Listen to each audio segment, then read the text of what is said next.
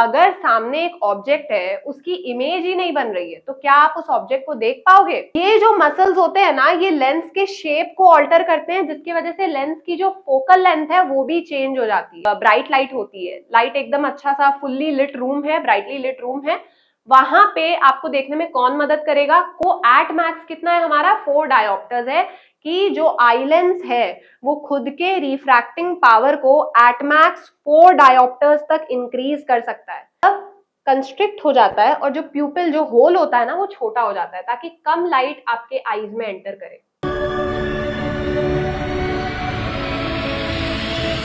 Hello everyone, this is me Shruti, a science teacher from economics classes, and आज हम लोग पढ़ने वाले हैं ह्यूमन आई के बारे में। ठीक है, ये क्लास 10 का एक बड़ा ही इंटरेस्टिंग चैप्टर है, बड़ा ही सिंपल सा छोटा सा चैप्टर है। तो हम लोग बिना किसी देरी के इस चैप्टर को शुरू करते हैं।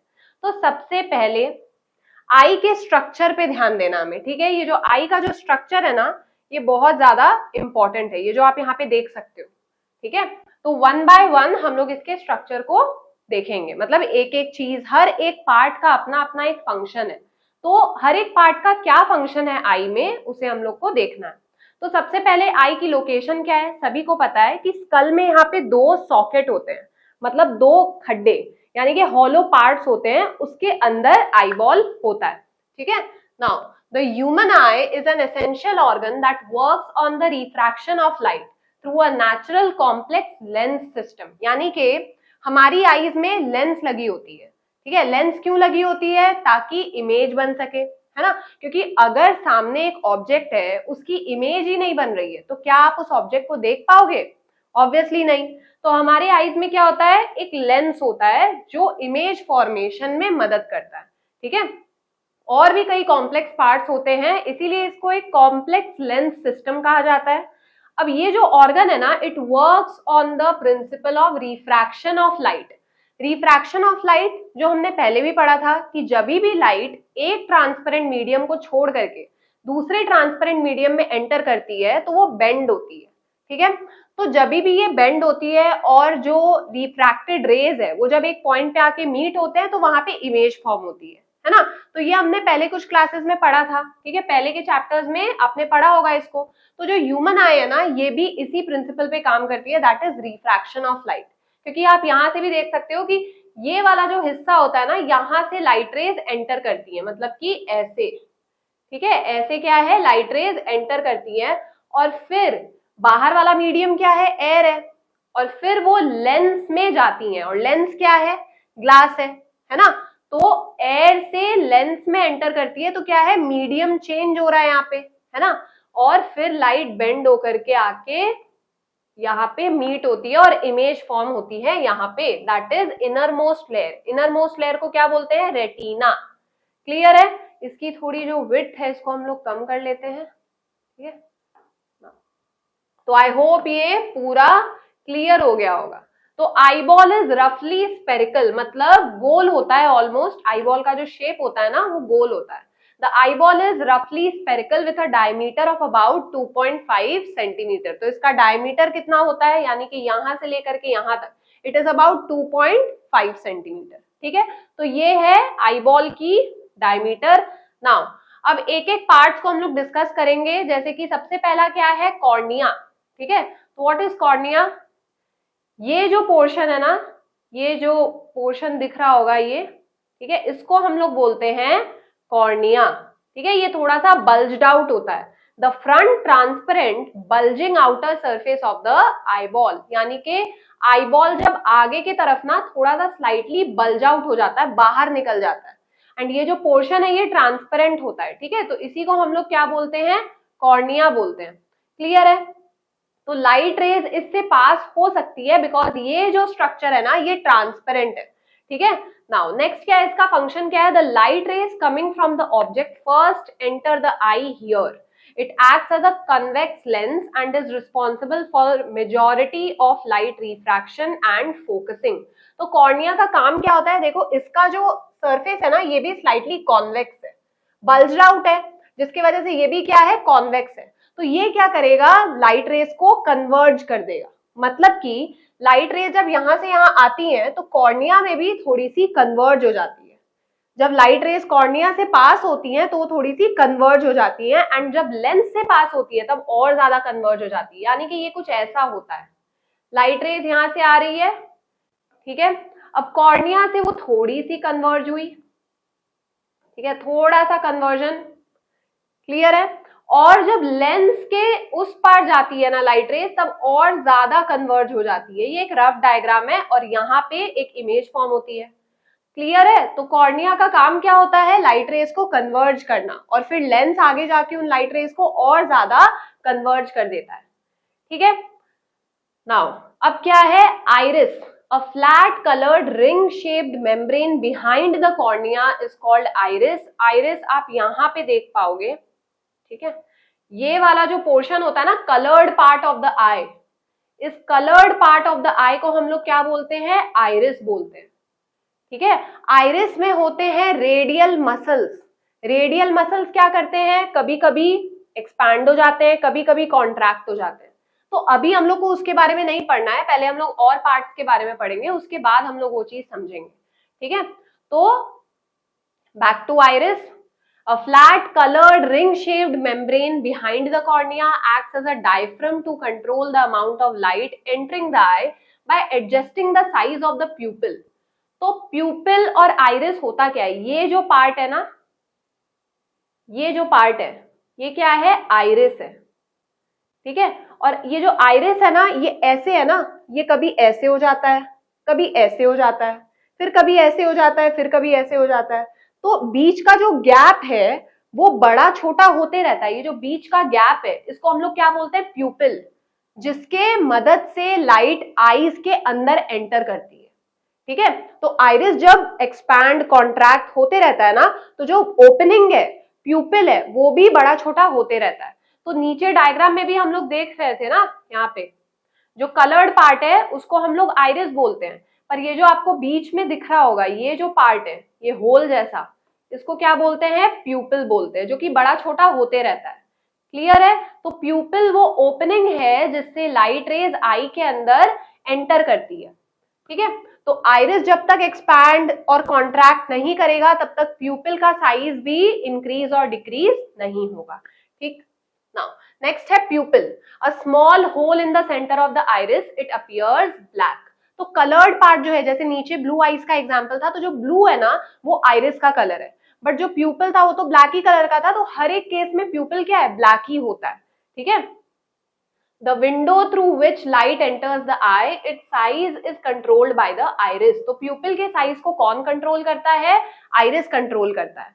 फिर आई लेंस, आई लेंस ये जो स्ट्रक्चर है क्रिस्टलाइन, ठीक है, इसको हम लोग क्या बोलते हैं, आई लेंस, ठीक है।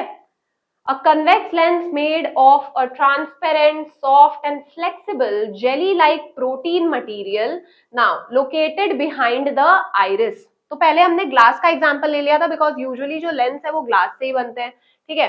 अब क्या है, यहाँ पे बोला गया है कि जो आई का जो लेंस है ना ये एक स्पेशल मटेरियल से बना है, ठीक है। Now it is located behind the iris, यानी कि ये आइरिस के पीछे होता है। Provides the finer adjustment of focal length required to focus object at different distances on the retina. तो ये जो लेंस है ये अपना शेप चेंज करते रहता है, कभी कभी ये लेंस बहुत ज्यादा थिक हो जाता है, जब भी हमें बगल के ऑब्जेक्ट देखने होते हैं ना तो लेंस क्या हो जाता है, थिक हो जाता है। जब भी दूर के ऑब्जेक्ट देखने होते हैं तो लेंस क्या हो जाता है, फ्लैट हो जाता है, क्लियर है। तो लेंस अपना जो शेप है ना वो कॉन्स्टेंटली चेंज करते रहता है ताकि हम लोग ऑब्जेक्ट्स को अलग अलग डिस्टेंस पे देख सके, क्लियर। अब सीलियरी मसल्स क्या करते हैं, इस लेंस के शेप को चेंज करने में मदद करते हैं। जैसे कि यहाँ पे इस डायग्राम में आप देख सकते हो, ये जो मसल्स है ना, ये जो स्किन कलर के दिख रहे होंगे आपको, ये क्या है, सीलियरी मसल्स है। सीलियरी मसल्स किससे जुड़े हुए हैं, सस्पेंसरी लिगामेंट, जो लेंस को होल्ड करके रखे हैं। जो बंडल जैसा दिख रहा है ना आपको, ये क्या है, सस्पेंसरी लिगामेंट है, एंड ये किससे जुड़े हुए हैं, सीलियरी मसल्स से जुड़े हुए हैं। तो ये दोनों स्ट्रक्चर्स मिला करके लेंस को अपने जगह पे होल्ड करके रखते हैं, ठीक है।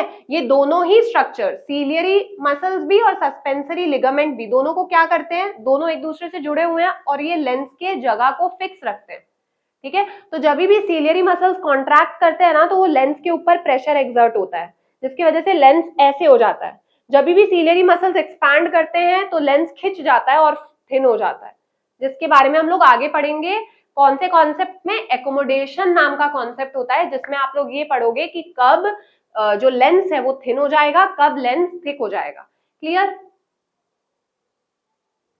नेक्स्ट, सीलियरी मसल्स क्या है? अच्छा, ये हमने पढ़ा नहीं था ना। Now provides the final adjustment of focal length required to focus object at different distances on to the retina, ताकि रेटिना पे इमेज बन सके। अब सीलियरी मसल्स क्या है? Muscles that hold the eye lens in position via the suspensory ligament, यानी कि ऐसे मसल्स जो सस्पेंसरी लिगामेंट की मदद से लेंस को अपने जगह पे होल्ड करके रखते हैं। ठीक है, फिर क्या है? Control the shape and hence the focal length of the eye lens. तो फोकल लेंथ क्या होता है? फोकल लेंथ होता है जो हमने पहले भी पढ़ा था कि जो ऑप्टिकल सेंटर होता है ना लेंस का और फोकस, उसके बीच का जो डिस्टेंस होता है उसको हम लोग क्या बोलते हैं? Focal length. जैसे कि अगर मैं यहाँ पे एक रफ डायग्राम ड्रॉ करूं, ये है लेंस, ठीक है, ये एक लेंस है, इसका ऑप्टिकल सेंटर क्या होगा? यहाँ पे होगा, तो फोकस समवेयर इधर होगा, है ना, और इधर इसका क्या होगा? Centre of curvature. क्लियर है? तो जो ऑप्टिकल सेंटर से ले करके जो फोकस का जो डिस्टेंस है ना, इसको हम लोग क्या बोलते हैं? फोकल लेंथ बोलते हैं। क्लियर है? तो ये जो मसल्स होते हैं ना, ये लेंस के शेप को ऑल्टर करते हैं, जिसकी वजह से लेंस की जो फोकल लेंथ है वो भी चेंज हो जाती है। क्लियर है? जो फ्लैट लेंस होगा उसकी फोकल लेंथ इंक्रीज हो जाएगी और जो थिक लेंस होगा उसकी फोकल लेंथ डिक्रीज हो जाएगी। तो जब ये सीलियरी मसल्स लेंस को फ्लैट कर देते हैं तो लेंस की फोकल लेंथ बढ़ जाती है, ये जो लेंथ है ना ये इंक्रीज हो जाती है। और जब ये मसल्स लेंस को थिक कर देते हैं, ठीक है, ऐसे मतलब शेप ऐसी हो जाती है लेंस की, तब जो फोकल लेंथ है ना ये और कम हो जाती है। जो एफ मैंने अंडरलाइन किया है ये क्या है? और कम हो जाता है।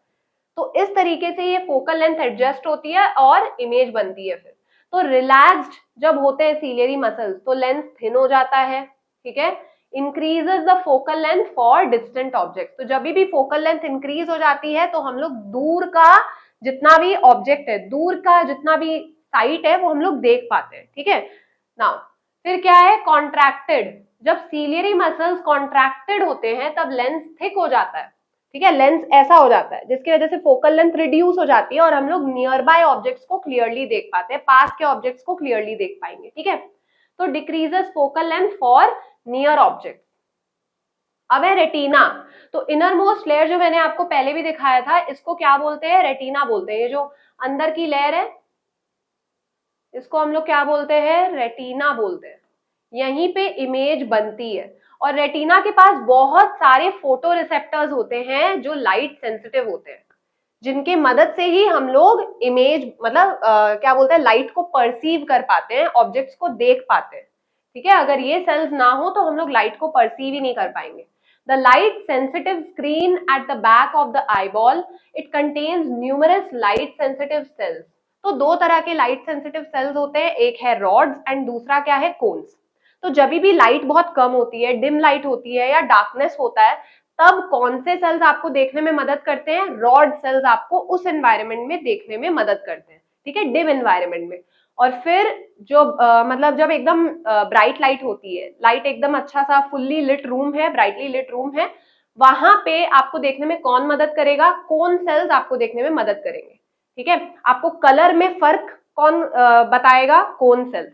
ठीक है, कि ये येलो कलर है, ये ग्रीन कलर है, ये रेड कलर है, तो वो कलर डिफरेंशिएशन में कौन मदद करता है? Cone cells. उसमें रॉड का कोई काम नहीं है, रॉड का खाली तब काम है जब आपको अंधेरे में देखना है, डिम लाइट में देखना है।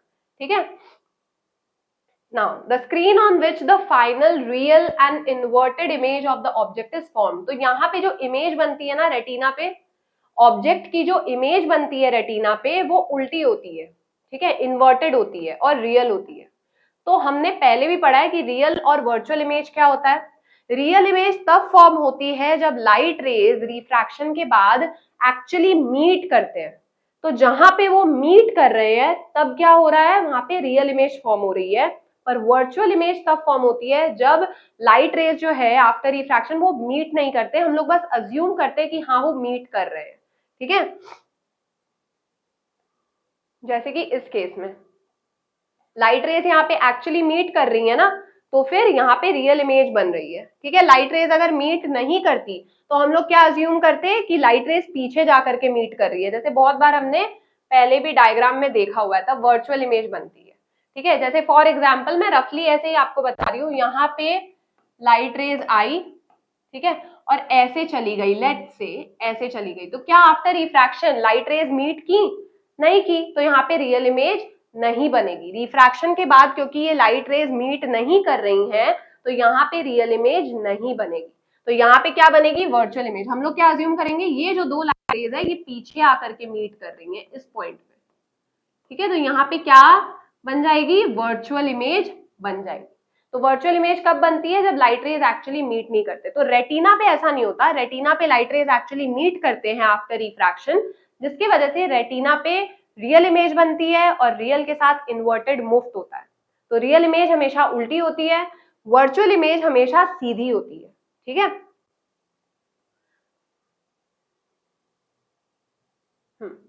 तो it converts light into electrical signals. तो पहला तो है इमेज फॉर्मेशन। दूसरा फंक्शन क्या है रेटिना का, कि जो लाइट इस पे पड़ती है ना, तो रेटिना के जो फोटो रिसेप्टर्स होते हैं इस लाइट को इलेक्ट्रिकल सिग्नल में कन्वर्ट करते हैं। ये इलेक्ट्रिकल सिग्नल ब्रेन तक कौन पहुंचाता है? ऑप्टिक नर्व पहुंचाता है। तब हम लोग रिकॉग्नाइज कर पाते कि अच्छा जो हम देख रहे हैं वो है क्या। ठीक है, ब्रेन जो उल्टी इमेज है उसको सीधा समझता है। जैसे कि अगर अभी आप मुझे देख रहे हो तो आपके आईज में मेरी उल्टी इमेज फॉर्म हो रही है, पर आपका ब्रेन मुझे सीधा इंटरप्रेट कर रहा है। ठीक है, इरेक्ट इमेज बना दे रहा है उसको। Now aqueous humour. अब एक्वस ह्यूमर क्या है? कॉर्निया और लेंस के बीच में ना एक फ्लूइड भरा हुआ होता है। ये जो व्हाइट स्पेस है इसमें एक फ्लूइड भरा हुआ होता है जिसको बोलते हैं एक्वस ह्यूमर। ठीक है, तो एक्वस ह्यूमर का काम क्या है? ये रिफ्रैक्शन में और ज्यादा मदद करता है, लाइट रेज को और ज्यादा बेंड होने देता है, क्योंकि यहाँ पे फ्लूइड है और फ्लूइड भी लाइट रेज को पास तो होने ही देगा, है ना। तो ये जैसे ही लाइट रेज बाहर से अंदर आएगी, यानी कि एयर से वाटर यानी कि फ्लूइड में जाएगी, तो लाइट रेज और ज्यादा बेंड हो जाएगी और ज्यादा कन्वर्ज हो जाएगी, जिसकी वजह से इमेज यहाँ पे फॉर्म होगी। ठीक है, रेटिना पे फॉर्म होगी। तो एक्वस ह्यूमर ये करता है। फिर क्या है? लेंस वाला जो एरिया है ना, इसको मतलब सूखा नहीं होने देता है, ड्राई नहीं होने देता है। तो एक्वस ह्यूमर का ये भी फंक्शन है। शॉक अब्जॉर्बर की तरह भी काम करता है। इनकेस अगर आई में कोई इंजरी हो जाए, ठीक है, तो शॉक अब्जॉर्बर की तरह भी वो काम करेगा ना। अब एक्वस ह्यूमर क्या है? Watery fluid between the cornea and the eye lens provides nutrients and maintain the shape of the front part of the eye. तो आगे का जो आई का जो एरिया होता है ना, उसके शेप को भी मेंटेन करता है। कॉर्निया अगर बल्ज्ड आउट है तो उसको बल्ज्ड आउट रहने में मदद करता है, क्योंकि अंदर फ्लूइड भरा है जो कॉर्निया को बाहर की तरफ थोड़ा सा पुश कर रहा है। अब विट्रस ह्यूमर क्या है? A transparent jelly like substance filling the space between the eye and the retina. So this is the vitreous humour. ये जो अंदर का पूरा पार्ट है ना, ये जो दिख रहा है, ये व्हाइट वाला पार्ट जिसके ऊपर ये लेयर्स लगे हुए हैं, ठीक है, तो ये जो पार्ट है ये विट्रस ह्यूमर है और ये आईबॉल को शेप प्रोवाइड करता है। ये एक जेल लाइक सब्सटेंस होता है, फ्लूइड नहीं होता है ये, क्योंकि इसको आईबॉल को शेप प्रोवाइड करनी होती है। ठीक है, तो इसको हम लोग क्या बोलते हैं? विट्रस ह्यूमर बोलते हैं। तो एक्वस ह्यूमर ये फ्लूइड वाला पार्ट है एंड विट्रस ह्यूमर क्या है? ये जेल वाला पार्ट है जो आईबॉल को शेप प्रोवाइड करता है।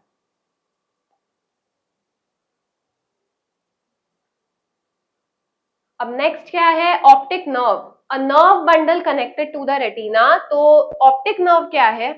ये रेटिना से निकलती है एंड ये आईज को ब्रेन के साथ कनेक्ट करती है। जो भी सिग्नल रेटिना जनरेट करता है, तो सिग्नल पहुंचाता कौन है ब्रेन तक? ऑप्टिक नर्व ये सिग्नल पहुंचाता है।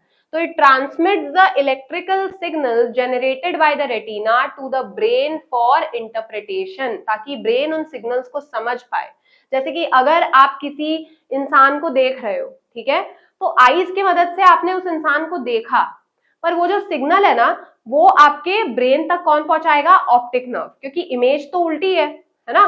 तो आपका जो ब्रेन है उसको सीधा इंटरप्रेट करेगा, फिर आपको समझ में आएगा। आपकी जो मेमोरी है ना, ब्रेन में क्या है? मेमोरी भी तो स्टोर्ड होती है ना सेरेब्रम में, तो फिर आप कनेक्ट कर पाओगे, अच्छा इसे तो मैंने उस दिन देखा था, है ना। तो ये सब कुछ इंटरकनेक्टेड है। ठीक है, जो मैसेजेस पहुंचाता है वो क्या है? ऑप्टिक नर्व है। ठीक है, आई से ब्रेन तक मैसेजेस पहुंचाता है। फिर क्या है? Blind spot. A small area where the optic nerve leaves the eye, there are no light sensitive cells, rods और cones here.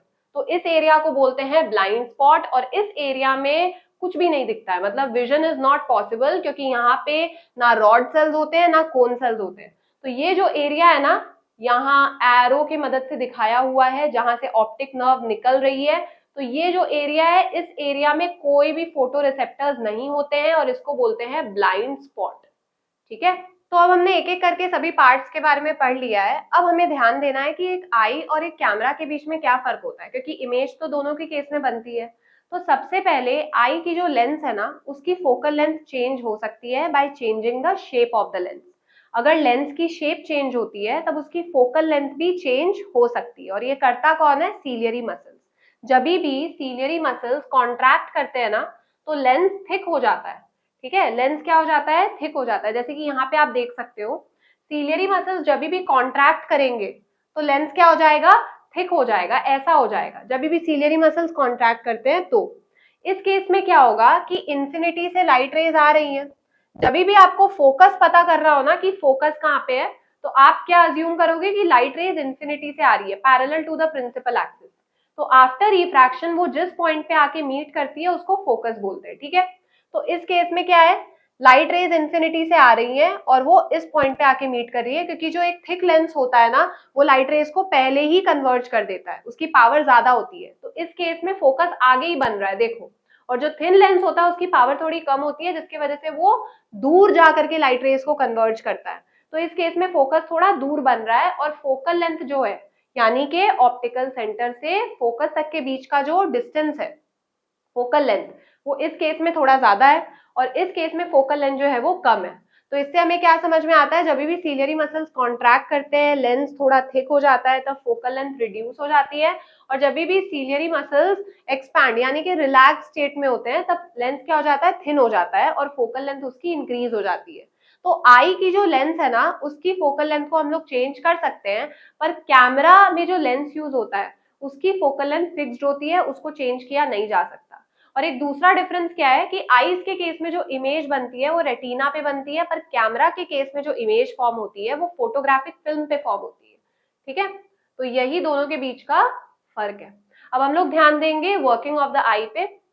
Light rays from an object enter the I through the cornea. तो सबसे पहले जो transparent cornea है, इसके through light rays eyes में enter करेगी, और कॉर्निया बल्ज्ड आउट होता है ना, थोड़ा बाहर से कन्वेक्स होता है, तो it will act like a convex lens, और ये लाइट रेज को कन्वर्ज कर देगा। मतलब ज्यादा, मतलब मैक्सिमम तो कॉर्निया ही लाइट रेज को कन्वर्ज कर देगा। उसके बाद वो जो कन्वर्ज रेज है उसको और ज्यादा कौन कन्वर्ज कर देगा, यानी कि और ज्यादा कौन अंदर की तरफ बेंड कर देगा? लेंस।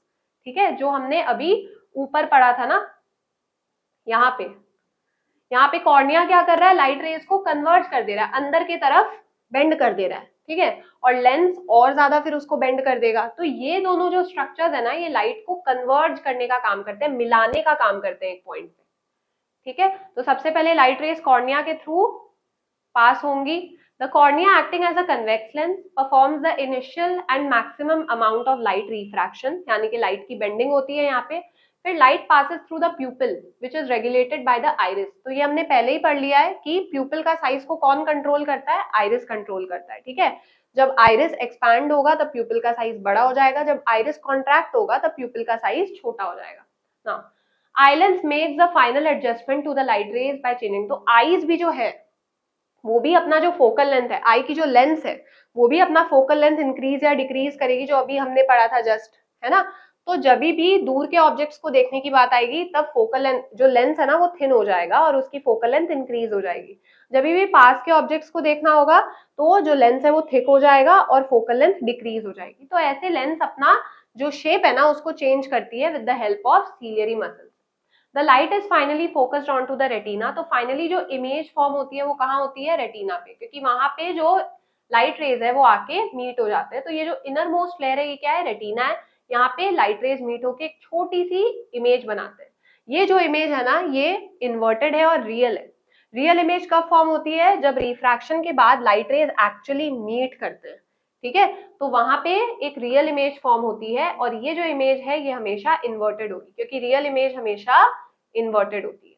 ठीक है, now the image formed on the retina is real, inverted and very small. अब जैसे ही रेटिना पे इमेज बनती है, ठीक है, तो रेटिना के जो रॉड्स एंड कोन्स होते हैं, यानी कि जो फोटो रिसेप्टर्स होते हैं, जो लाइट सेंसिटिव सेल्स होते हैं, वो एक्टिवेट हो जाते हैं और वो इलेक्ट्रिकल सिग्नल प्रोड्यूस करते हैं। ये इलेक्ट्रिकल सिग्नल को कहाँ पहुंचाया जाता है? ब्रेन के पास पहुंचाया जाता है। और पहुंचाता कौन है? ऑप्टिक नर्व पहुंचाता है, ठीक है। तो ऑप्टिक नर्व इन सिग्नल्स को ब्रेन तक पहुंचाता है और ब्रेन इस उल्टी इमेज को, इन्वर्टेड इमेज को सीधा इंटरप्रेट करता है। तो अगर आप अभी मुझे सीधा देख पा रहे हो तो आपकी आईज में मेरी इमेज उल्टी फॉर्म हुई है एंड आपका जो ब्रेन है वो आपको मुझे सीधा देखने में मदद कर रहा है, ठीक है। हाँ, तो ऐसे हम लोग देख पाते हैं। A function of the iris and the प्यूपिल, तो आइरिस और प्यूपिल साथ में मिला करके काम करते हैं, जिसकी वजह से लाइट हमारे आईज में एंटर करती है। तो दो केसेस है, ठीक है। एक है कि मान लो आप एकदम अंधेरे रूम में सो रहे हो और अचानक से किसी ने सारी लाइट ऑन कर दी, तो आप एक तरफ क्या हो जाओगे, आप एकदम एकाएक ऐसे कर लोगे ताकि एक्सेस लाइट जो है जब भी आपके आईज में जाएगी तो एक सेंसेशन प्रोड्यूस होती है जो थोड़ी इरिटेट करती है आईज को, है ना। तो आप एक बार ऐसे हो जाओगे, फिर कुछ टाइम बाद, कुछ सेकंड्स में वो ठीक हो जाता है और आप फिर नॉर्मल हो जाते हो, है ना। और दूसरे केस में जब मान लो आप एकदम ब्राइटली लिट रूम में हो और किसी ने लाइट अचानक से ऑफ कर दी, तो एकाएक आपको दिखना बंद हो गया, बट कुछ सेकंड्स बाद आपको दिखना वापस से शुरू हो जाता है, मतलब आप उस अंधेरे एनवायरनमेंट में भी देख पाते हो। तो इसमें एक्चुअली होता क्या है, जब भी लाइट रेज बहुत एक्सेस होती है तब आइरिस क्या होता है ना, वो कंस्ट्रिक्ट हो जाता है, मतलब कंस्ट्रिक्ट हो जाता है, और जो प्यूपिल, जो होल होता है ना, वो छोटा हो जाता है ताकि कम लाइट आपके आईज में एंटर करे। कम लाइट एंटर करेगी, अगर ज्यादा लाइट, एक्सेस लाइट आपके आईज में एंटर करती है तो उससे आपकी आंख में जो मतलब रॉड्स एंड कोन्स है, जो लाइट सेंसिटिव सेल्स है, वो डैमेज भी हो सकते हैं, ठीक है। तो इसीलिए कम लाइट एंटर करे तो प्यूपिल क्या हो जाता है, छोटा हो जाता है। ऑन द अदर हैंड, जब आपको एकदम डार्क रूम में देखना है, आपको कुछ दिख नहीं रहा है, तो उस केस में आइरिस एक्सपैंड हो जाएगा, ठीक है, और प्यूपिल क्या हो जाएगा, बड़ा हो जाएगा।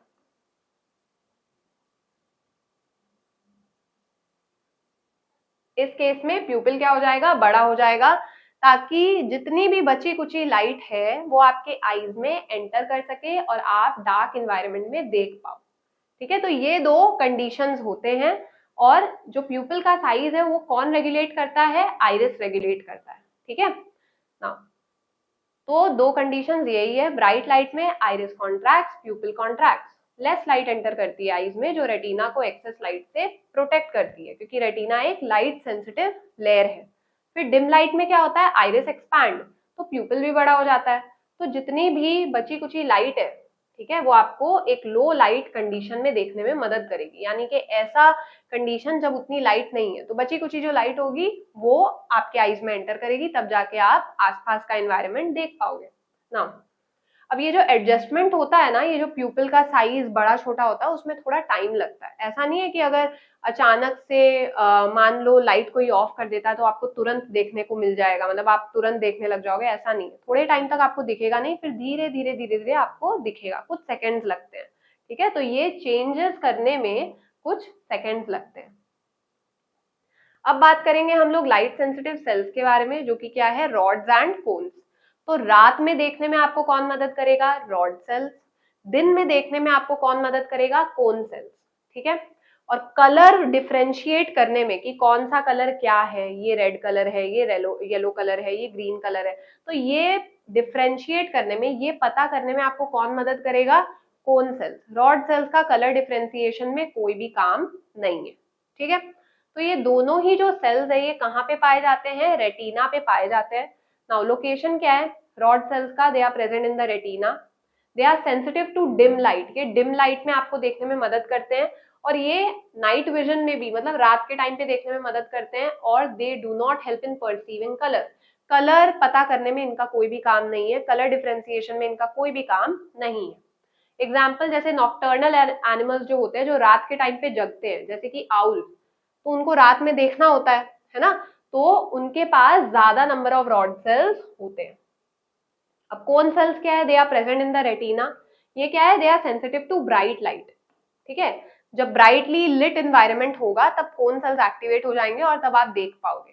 और जो अलग अलग कलर्स को डिफरेंशिएट करने में भी आपको कौन मदद करेगा? कोन सेल्स ही मदद करेंगे।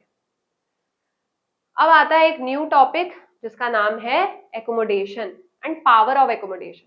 तो एकोमोडेशन क्या है? हमने पहले भी पढ़ लिया है कि जो सीलियरी मसल्स कॉन्ट्रैक्ट और रिलैक्स करते हैं, जिसकी वजह से आई लेंस की जो शेप होती है वो चेंज हो जाती है, और उसी के मदद से आप दूर के और पास के ऑब्जेक्ट्स को क्लियरली देख पाते हो। तो इस प्रोसेस को क्या बोलते हैं? एकोमोडेशन बोलते हैं। ठीक है। अब पावर ऑफ एकोमोडेशन क्या होता है कि लेंस जो है वो एट मैक्स कितना खुद को एडजस्ट कर सकता है ताकि आप किसी इमेज, मतलब किसी ऑब्जेक्ट की क्लियर इमेज देख पाओ, मतलब आपके आईज में उस ऑब्जेक्ट की क्लियर इमेज फॉर्म हो पाए। तो एकोमोडेशन वो प्रोसेस है, और पावर ऑफ एकोमोडेशन क्या है कि लेंस खुद को कितना ज्यादा एडजस्ट कर सकता है, कितना ज्यादा अपना शेप चेंज कर सकता है, जिसके मदद से आप ऑब्जेक्ट्स को क्लियरली देख पाओ। नाउ अब स्टेप बाय स्टेप हमें देखना है। नाउ एकोमोडेशन क्या है? The process by which the ciliary muscles change the focal length of the eye lens to focus objects at varying distances clearly on the retina. तो इस process को हम लोग क्या बोलते हैं? एकोमोडेशन, जो हमने पहले भी पढ़ लिया था, बार बार पढ़ा है। ये दो डायग्राम्स है। यहाँ पे क्या है? एक डिस्टेंट ऑब्जेक्ट है, तो डिस्टेंट ऑब्जेक्ट से जो लाइट रेज होंगी वो हमेशा पैरेलल आएंगी, पैरेलली आएंगी। ठीक है। तो इस केस में आई लेंस क्या है? थिन है, और इस लेंस में इस केस में आई लेंस क्या है? थिक है। जब लाइट रेज एक नियर बाय ऑब्जेक्ट से आ रही है, तो जब भी light rays near by object से आएगी ना, वो ऐसे डाइवर्ज होकर के आएगी, मतलब एक पॉइंट से लाइट रेज डाइवर्ज हो रही है ऐसा लगेगा। ठीक है। तो दो केसेस है। तो इस केस में क्या हो जाता है? आई लेंस क्या है? थिक हो जाती है, और इस केस में क्या है? आई लेंस थिन हो जाती है। इस केस में फोकल लेंथ इंक्रीज हो जाता है, इस केस में फोकल लेंथ डिक्रीज हो जाता है। तो पावर ऑफ एकोमोडेशन क्या है कि आई लेंस की एबिलिटी जिससे वो अपने फोकल लेंथ को एडजस्ट कर पाता है। ठीक है। तो इसी को हम लोग क्या बोलते हैं? Power of accommodation. ठीक है। फिर ये जो है point, the maximum accommodation of a normal eye is reached when it is focused at a distance of 25 centimetre from the eye. तो जो मैक्सिमम एकोमोडेशन होती है, ठीक है, वो कब हो जाती है? जैसे कि मान लो कोई ऑब्जेक्ट है, ठीक है, उसके और आपके आईज में जो डिस्टेंस है वो मिनिमम डिस्टेंस कितना होना चाहिए? वो एटलीस्ट कितना होना चाहिए? 25 सेंटीमीटर। उस पॉइंट पे आप उस ऑब्जेक्ट को एकदम क्लियरली देख पाओगे। ठीक है। और आपके आईज में स्ट्रेन भी नहीं पड़ेगा, मतलब आपकी आईज दर्द नहीं करेंगी। ठीक है। उससे अगर आगे लाओगे तो ऑब्जेक्ट थोड़ा ब्लर हो जाएगा, मतलब उतना क्लियरली इमेज फॉर्म नहीं होगी। तो जो लीस्ट डिस्टेंस होता है ना, उसको वो क्या है? हमारा 25 सेंटीमीटर है। ठीक है। तो ये यहाँ पे जो आईज की जो एकोमोडेशन पावर है ना, जो लेंस की जो एकोमोडेशन पावर है, वो इस पॉइंट तक ही होती है, मैक्सिमम होती है। क्लियर है? इस पॉइंट पे सबसे क्लियरेस्ट इमेज फॉर्म होगी ऑब्जेक्ट की without any pressure on the eyes. अब नेक्स्ट क्या है? A normal eye has a power of accommodation that enables the object as far as infinity and as close as 25 centimetre. यानी कि इसका मतलब क्या है कि आप कहां से कहां तक के ऑब्जेक्ट्स को क्लियरली एकदम देख सकते हो? इन्फिनिटी से लेकर के आप 25 सेंटीमीटर तक के रेंज में एकदम क्लियरली देख सकते हो। जो एक नॉर्मल हेल्दी आई है, ठीक है, वो इन्फिनिटी से लेकर के 25 सेंटीमीटर तक के रेंज में क्लियरली देख सकता है। यानी कि आई और ऑब्जेक्ट के बीच में कम से कम 25 सेंटीमीटर तक का डिस्टेंस होना चाहिए, तब एकदम क्लियर इमेज फॉर्म होगी। उसके आगे अगर ऑब्जेक्ट आएगा तो इमेज थोड़ी ब्लर हो जाएगी, आईज पे स्ट्रेन पड़ना चालू हो जाएगा अगर आप ज्यादा देर तक इतने पास करके देखोगे तो। इसीलिए एडवाइस किया जाता है कि जो भी नोटबुक है या मोबाइल फोन है या कोई भी स्क्रीन है, उसका मिनिमम डिस्टेंस आईज से कितना होना चाहिए? 25 सेंटीमीटर। ठीक है। क्योंकि उसी पॉइंट पे आपको एकदम ब्राइटेस्ट इमेज दिखेगी और आईज पे स्ट्रेन भी नहीं पड़ेगा। तो power of accommodation for a person having normal vision, तो उसका पावर कितना होता है आई लेंस का? 4 डायोप्टर्स। मतलब कि पावर ऑफ एकोमोडेशन कितना होता है? पावर और पावर ऑफ एकोमोडेशन में फर्क है। पावर ऑफ एकोमोडेशन क्या होता है लेंस का? कि वो खुद के रिफ्रैक्टिंग पावर को कितना ज्यादा इंक्रीज कर सकती है। ठीक है। मतलब लाइट रेज को कितना ज्यादा बेंड कर सकती है। ठीक है। तो वो एट मैक्स कितना है हमारा? 4 डायोप्टर्स है, कि जो आई लेंस है वो खुद के रिफ्रैक्टिंग पावर को एट मैक्स 4 डायोप्टर्स तक इंक्रीज कर सकता है। लेट्स से पहले रिफ्रैक्टिंग पावर कितनी थी? 40 डायोप्टर्स। तो एट मैक्स वो इसको कितना बढ़ा सकता है, +4 डायोप्टर्स और कर सकता है, उससे ज्यादा नहीं कर सकता है, तो विच विल बी 44 डायोप्टर्स। ठीक है, और ये प्लस में होगा क्योंकि जो आई लेंस है वो लाइट रेज को कन्वर्ज कर रहा है, तो जब भी लेंस लाइट रेज को कन्वर्ज करता है तो उसकी पावर पॉजिटिव में होती है, अगर ये डाइवर्ज कर रहा होता तो पावर क्या हो जाती, नेगेटिव हो जाती। ठीक है, तो हमारी जो आई लेंस है उसकी पावर ऑफ एकोमोडेशन कितनी है, 4 डायोप्टर्स, यानी कि वो अपने रिफ्रैक्टिंग पावर को 4 डायोप्टर्स तक बढ़ा सकता है। क्लियर है, यानी कि अगर पहले 40 डायोप्टर्स है तो एट मैक्स कितना हो जाएगा, 44 डायोप्टर्स, उससे ज्यादा नहीं बढ़ा सकता। जो लीस्ट जो डिस्टेंस है ना, जहां पे आपको एकदम क्लियरली दिखाई देता है, तो वहां तक इतनी ही पावर होती है आई लेंस की। क्लियर है, उससे ज्यादा एकोमोडेट नहीं कर सकता। तो ये दोनों केसेस हमने पढ़ लिए हैं ना, तो ये भी हमने पहले ही डिस्कस कर मतलब हमने पहले ही डिस्कस कर लिया है। सबसे पहले क्या है, डिस्टेंट ऑब्जेक्ट में सीलियरी मसल रिलैक्स्ड होते हैं, नियर बाय ऑब्जेक्ट में सीलियरी मसल कॉन्ट्रैक्टेड होते हैं।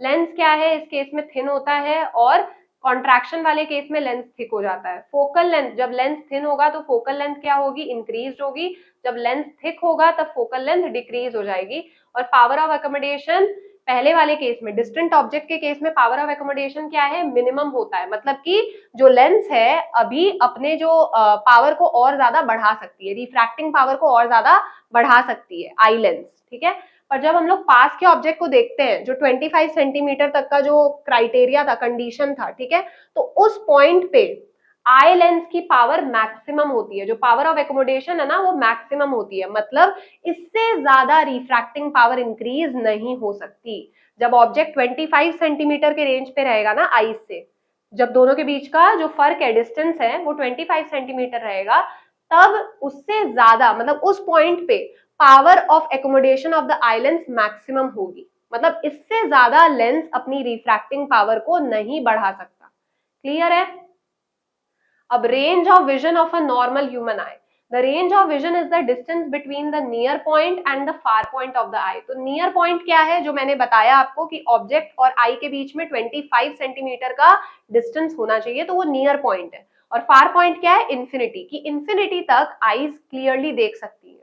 ठीक है, नाउ फार पॉइंट क्या है, the farthest point up to which the eye can see object clearly without any strain, मतलब कि मैक्सिमम वो पॉइंट जहां तक हम लोग क्लियरली देख सकते हैं without any pressure on the eye, तो वो हमारा क्या होता है, फार पॉइंट होता है। क्लियर है, जो कि क्या है, इंफिनिटी है।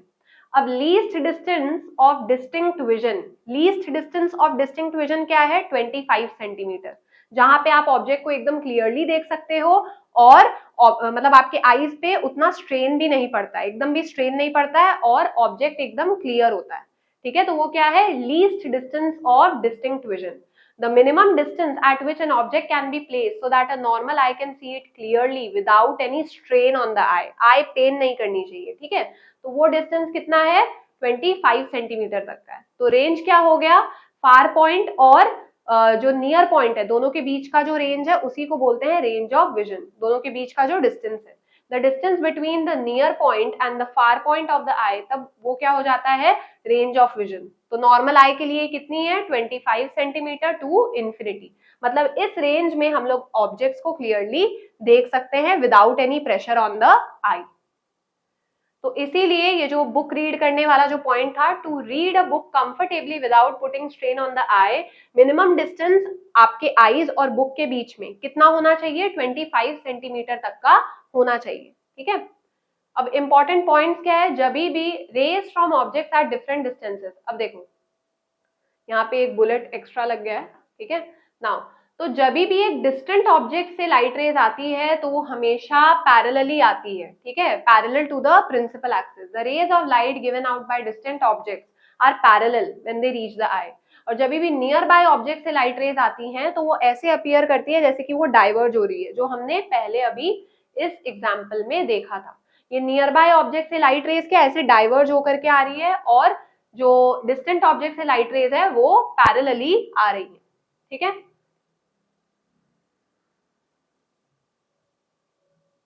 ठीक है, now image distance in the I, the image distance पहले होता क्या है, आई लेंस और रेटिना के जो बीच का डिस्टेंस होता है, क्योंकि इमेज कहाँ फॉर्म होती है, रेटिना, तो आई लेंस से लेके रेटिना तक के बीच का जो डिस्टेंस है उसको बोलते हैं इमेज डिस्टेंस। तो क्या वो कभी चेंज होगा? नहीं चेंज होगा, क्योंकि आई की जो शेप है वो तो इंटैक्ट रहेगी ना, लेंस भी अपने जगह पे रहेगा, रेटिना भी अपने ही जगह पे रहेगी। तो इमेज डिस्टेंस जो होता है ना, दोनों के बीच का जो गैप है वो चेंज नहीं होगा। तो फिर चेंज क्या होता है, जब इमेज फॉर्म होती है, अलग अलग ऑब्जेक्ट जो अलग अलग डिस्टेंसेस पे होते हैं, तो उनकी इमेज जब आईज में कैसे फॉर्म हो पाती है, क्योंकि फोकल लेंथ इंक्रीज और डिक्रीज होता है, ठीक है। When the distance of an object from the I is increased और डिक्रीज, तो चेंज क्या होता है, image distance in the I does not change, क्योंकि आई का स्ट्रक्चर तो फिक्स्ड रहेगा ना, तो चेंज क्या होता है, focal length. Instead the focal length of the eye lens changes by accommodation, जो ऊपर पढ़ा हमने, to ensure the image always forms precisely, यानी कि एक्यूरेटली, हमेशा क्लियर इमेज फॉर्म हो ऑन द रेटिना, ठीक है। तो ये एकोमोडेशन के टाइम पे फोकल लेंथ चेंज होती है, इंक्रीज डिक्रीज होती है, इमेज डिस्टेंस यानी कि आई लेंस और रेटिना के बीच का जो गैप होता है वो तो चेंज नहीं हो सकता, क्योंकि वो तो आई स्ट्रक्चर पे डिपेंड करता है ना। तो यही था सारा सब कुछ जो भी कॉन्सेप्ट थे, ठीक है। तो आई होप आपको ये सब कुछ अच्छे से समझ में आ गया होगा। फिर भी अगर कोई भी डाउट्स हो तो कमेंट सेक्शन में मुझे लिख के जरूर बताएं, मेरी पूरी कोशिश रहेगी आपके सभी डाउट्स को सॉल्व करने की। तो आज की क्लास यहीं पे ओवर होती है, मिलते हैं नेक्स्ट क्लास।